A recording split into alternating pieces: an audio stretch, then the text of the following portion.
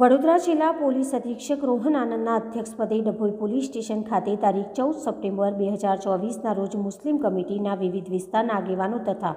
ગણેશ મંડળોની સંયુક્ત રીતે શાંતિ સમિતિ મિટિંગ મળી હતી, કારણ કે તારીખ 16 સપ્ટેમ્બરના રોજ ઈદે મિલાદ અને 17 સપ્ટેમ્બરના રોજ ગણેશ વિસર્જન હોવાથી તેઓ ગામમાં જાહેર સુલે શાંતિનો ભંગ ન થાય તે માટે સૂચનો કર્યા, જેમાં જુલુસ તથા શોભાયાત્રા દરમિયાન ધાર્મિક લાગણી દુભાય તેવા કોઈપણ ગીતો વગાડવા નહીં, વિવાદ ઊભો કરે તેવી કોઈપણ પોસ્ટ વાયરલ કરવી નહીં અને તમારામાં જો કોઈ અનિષ્ટ તત્વ માલુમ પડે તો તુરંત જ પોલીસને જાણ કરવી અને બંને પક્ષો સાથે રહીને સાથ સહકારથી શાંતિપૂર્ણ રીતે ઉત્સવની ઉજવણી કરવી, કાયદો વ્યવસ્થા જાળવવા માટે પોલીસને સહકાર આપવો। ત્યારબાદ ડભોઈ વિભાગીય ડીવાયએસપી આકાશ પટેલ પણ બંને તહેવારો શાંતિપૂર્ણ ઉજવે તે માટે માર્ગદર્શન આપ્યું હતું। તેઓની સાથે એલસીબી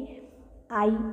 કુણાલ પટેલ, એસઓજી જીપીઆઈ તથા ડભોઈ પીઆઈ કે જે ઝાલા જોડાયા હતા। આ પ્રસંગે ડભોઈ પીઆઈ કે ઝાલા દ્વારા બંને તહેવાર શાંતિથી ઉજવાય અને કાયદો વ્યવસ્થા જળવાય વગેરે સૂચનો કર્યા હતા અને તમામને આવકારી શુભેચ્છાઓ પાઠવી હતી। જ્યારે કે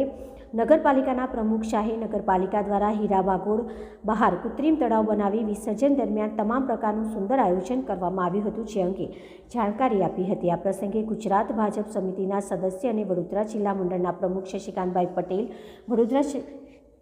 જિલ્લા ભાજપ સમિતિના મહામંત્રી ડૉક્ટર બીજી બ્રહ્મભટ્ટ, સુભાષભાઈ ભોજવાની, વકીલ લતીશભાઈ હાજી, સિકંદરભાઈ લગનિયા, લાલાભાઈ ફિશીલ, યુસુફભાઈ ફાતિયા, મંજૂરભાઈ સલાટ, અયુબભાઈ ખલીફા, યાકુબભાઈ ઘાજી વગેરે આગેવાનો અને ગણેશ મંદિરના આયોજકો વગેરે મોટી સંખ્યામાં ઉપસ્થિત રહ્યા હતા। આજ ડભોઈ પોલીસ સ્ટેશન ખાતે ડભોઈ પોલીસ સ્ટેશનના અધિકારીઓ દ્વારા ખૂબ જ મોટી સંખ્યામાં ગામના આગેવાનોને બોલાવવામાં આવેલ હતા અને